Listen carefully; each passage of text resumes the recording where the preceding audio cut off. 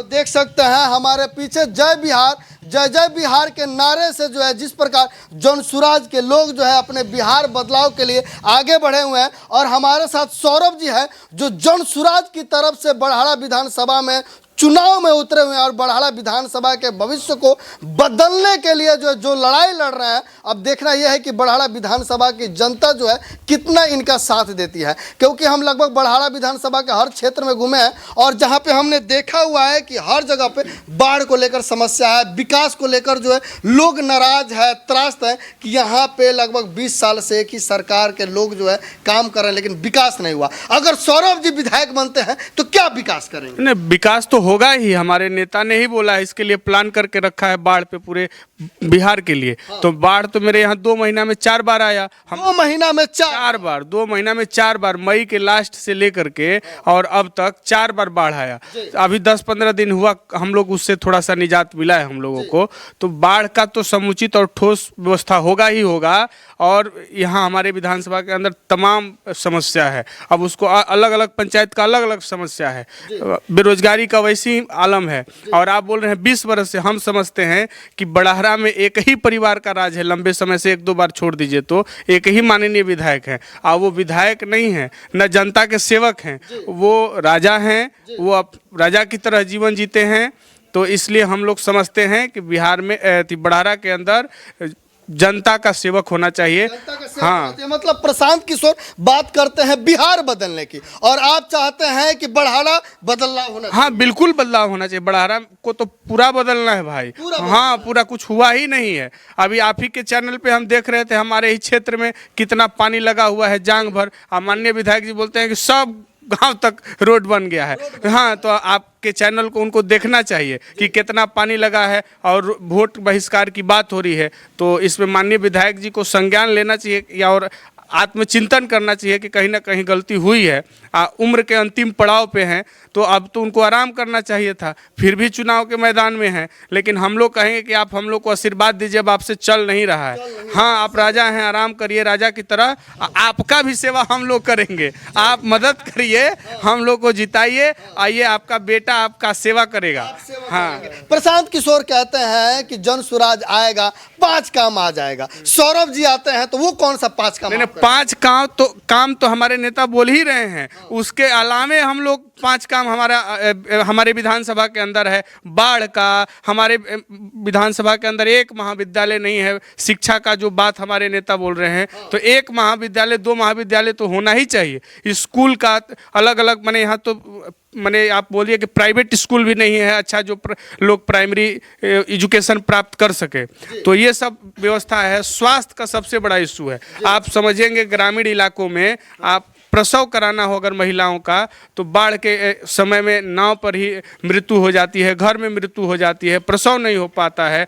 और हर जगह बिल्डिंग बना हुआ है, डॉक्टर नहीं है। तो ये सबसे बड़ा ज़रूरी है। हमारे यहाँ एग्रीकल्चर लैंड है जहाँ खाद का काला बाजारी है, खाद किसान को मिलता नहीं है, बीज समय पे नहीं मिलता है। तो वो इशू है। हमारे यहाँ लाखों हेक्टेयर यहाँ मक्का का, आपके यहाँ एक बड़ा मंडी बनना चाहिए था। यहाँ आपको ये बोलते हैं छेमी का खेती होता है लाखों एकड़, उससे लोग अच्छा कमाई करते हैं। तो इस सब करने की ज़रूरत है बहुत।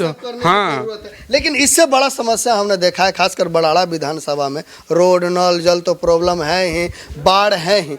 आपको क्या लगता है वो कौन सा समस्या है जो आपने देखा है और विधायक बनते ही उस समस्या को आप पहले जो है समाधान करेंगे? हमको ये लगता है कि 24 घंटा के अंदर जितने भी ये स्वास्थ्य केंद्र हैं, जितने डॉक्टर लोग यहाँ डिप्यूट हैं, उन लोग को 24 घंटा के अंदर आना होगा अगर हम विधायक बने तो।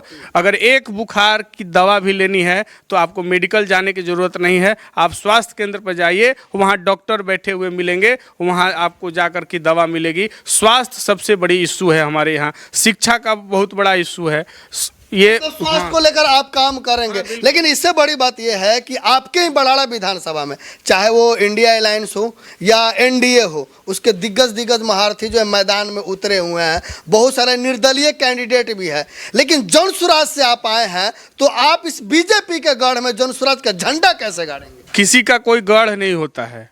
हमारे नेता भी बोलते हैं, हम भी बोल रहे हैं, किसी का कोई गढ़ नहीं होता। अरे एनडीए था और थी, आपको इंडिया था तो दो ही तो ऑप्शन था, तो आपको लगता है कि दूगो गढ़ था। अब जन स्वराज का पार्टी अब आ गई है प्रशांत किशोर जी की, अब आपको ये भी दिखेगा कि जन स्वराज का गढ़ है। आप बड़हरा का रिजल्ट आने दीजिए 14 तारीख को, आप देखेंगे कि आश्चर्यचकित करने वाली घटना होगी। सबके पैर के नीचे से जमीन खिसका हुआ नजर आएगा। हाँ, हमारे इतने लोग हैं वोटर जो दिल्ली या बम्बे से जितने लोग छठ में आए हुए हैं, जिस पीड़ा में वो लोग आए हैं ट्रेन में, जिस दुर्गति जो उनकी दुर्गति हो रही है बाहर में, और जो प्रशांत जी को सुन रहे हैं, आप बिलीव नहीं करेंगे, रात को 1 बजे तक हमको बुलाया जा रहा है, अकेले में मिला जा रहा है कि हम लोग इस बार जन स्वराज को वोट देंगे और बिहार को बदलेंगे। आप जैसा कि बोले कि लोग बाहर सारा बड़ा तकलीफ होता है, लेकिन एनडीए सरकार तो बोले कि 12,000 ट्रेन जो है चलाए जाएंगे। नहीं, 12,000 ट्रेन चला रहे हैं मजदूर के लिए ना। आप हमारे यहाँ 12,000 कोई एम्स दिए क्या, इंजीनियरिंग कॉलेज दे दिए कि 12,000 आईएएस बना दिए? हमारे सवाल यह है, वो 12,000 ट्रेन कहाँ है सर? वो 12,000 ट्रेन तो उनसे पूछते रहिए कौन दिए हैं। ये लोग जुमलाबाज लोग हैं, जुमला तो करते ही रहेंगे। आंकड़ा अपना क्या देते हैं उस पर हम लोग नहीं जाते।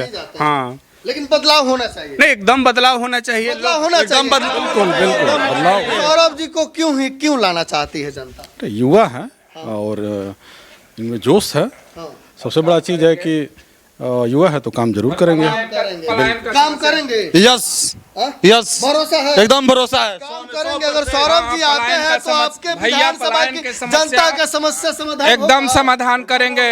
पलायन का जो समस्या है, बहुत बहुत विकट परिस्थिति में पलायन का समस्या है।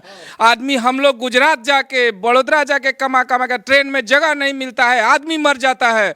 बहुत प्रकार का परेशानी, लैट्रिन में बैठ के आना पड़ता है, 2 दिन 36 घंटा, 28 घंटा ट्रेन में बैठ के आरा स्टेशन तक आने के लिए। इस समस्या का समाधान कैसे होगा? इसका समस्या का समाधान के लिए हम लोग आए हैं, बाहर से आए हैं, जन स्वराज को वोट करने के लिए आए हैं कि हम लोग जन स्वराज को जिताएंगे, सौरभ भैया को जिताएंगे, तब हम लोग का बदहाली, प्रशांत किशोर जी को जिताएंगे तब हम लोग का बदहाली हो सकता है, होगा, दूर हो जाएगा। अगर जन स्वराज आती है तो जो भर में ट्रेन जो है यूपी, बिहार, झारखंड, छत्तीसगढ़ जाते हैं, होगा पलायन बंद हो जाएगा सर। जी पलायन बंद हो जाएगा। प्रशांत किशोर कहते हैं, हाँ, उनका वादा है, पलायन बंद हो जाएगा। हम लोग को भरोसा है। प्रशांत किशोर पहली बात बोलते हैं कि छठ के बाद जो है 12,000 जो है कम से कम 10 से 12,000 का जो है नौकरी बिहार में मिलेगा। क्या लगता है, आप जीते हैं तो अपने विधानसभा के लोगों को दिला पाएंगे? बिल्कुल दिला पाएंगे। हमारे नेता कभी झूठ बोलते ही नहीं है। वो सारे चीजों का रोड मैप पहले से करके, होमवर्क करके रखे हुए हैं कि कैसे देना है। हाँ, ये लोग जुमलेबाज लोग जो झूठ बोलते हैं, ये लोग सोचे कि कैसे देंगे। हाँ, मतलब प्रशांत किशोर ने पहले से मास्टर प्लान बनाया है कि सरकार बनेगी तो फलना बदला। बिल्कुल आर्थिक, राजनीतिक, सामाजिक सब कुछ उन्होंने चिंतन करके, सारे एक्सपर्ट के लोगों से राय लेकर के, सारा होमवर्क उन्होंने करके तभी मैनिफेस्टो जारी किया है। देखा जाए प्रशांत किशोर जी के जितने भी प्रचारक है लोग, स्टार प्रचारक, उनका लिस्ट तो जारी हो गया है। आपके विधानसभा में कौन आने वाले चुनाव प्रचार? हमारे विधानसभा में हमारे नेता ही आने वाले हैं। किशोर जी बिल्कुल आएंगे, जितना बार बुलाएंगे उतना बार आएंगे, लोगों के बीच में जाएंगे। हम लोग भी जा रहे हैं और नेता आएंगे तो और ज्यादा उत्साह बढ़ेगा बड़हरा में। आप जाते हैं, लोग से मिलते हैं बड़हरा विधानसभा की, तो कौन सा समस्या लोग ज्यादा बात करता है? लोग, अब हम जब जाते हैं तो लोग हंसते हैं कि अब हम लोग का समस्या दूर होने वाला है। अब आ गए लो बेटा, अब खाली अब तोहरे के खोजते रहनी है। इसी भोजपुरी के भाषा हम अपनी बड़हरा जनता के मालिक से अपील करना चाहते हैं कि 6 तारीख को सुबह में आप सबसे पहले अपना मत देने जाइए और 4 नंबर पे, ईवीएम के क्रम संख्या 4 पे स्कूल का बस्ता है, उस पर बटन दबाइए और उस पर बटन दबाइएगा तभी बिहार बदलेगा। इसलिए आपके मन में जो भाव है बदलाव का, वो ईवीएम के बटन से ही बदलेगा। इसलिए ज़रूर जाइए, स्कूल के बस्ता पे वोट दीजिए, ईवीएम के क्रम संख्या 4 पे, तभी बिहार बदलेगा। ये हम अपने बड़हरा जनता मालिक से अपील करना चाहते हैं कि जन स्वराज के लोग को हम खोज रहे हैं कि कहाँ है, बस अब आशीर्वाद दे रहे हैं लोग। समस्या माने ये आप समझिए कि अभी पार्टी हमारी सरकार में आई नहीं, चुनाव के मैदान में हम लोग हैं, तभी लोगों के होठों पे मुस्कान आ गया कि नहीं, ये लोग कुछ अच्छा कर सकते हैं। जब सोचिए, जब सत्ता आ जाएगी, सरकार आएगी, तो कितनी खुशहाली आएगी बिहार में। सही बात है। और आप देख सकते हैं जिस प्रकार से ये खुद सौरभ जी बात कर रहे हैं और इनके चाहने वाले जितने समर्थक है बात कर रहे हैं, कहीं ना कहीं लग रहा है कि बड़हड़ा विधानसभा से जो है बदलाव होगा और पहला खाता जो है जन स्वराज का यहीं से खुलने वाला है। लेकिन सबसे बड़ी बात यह है कि जो जनता वीडियो देख रही है, आप अपना राय कमेंट करके हमें बताइए कि बिहार के बदलाव में क्या आप अपना वोट किसको दे रहे हैं। कमेंट करके हमें जरूर बताइएगा। मैं सुनील कविराज और आप देख रहे हैं इंडियन टाइम्स न्यूज। जय हिंद।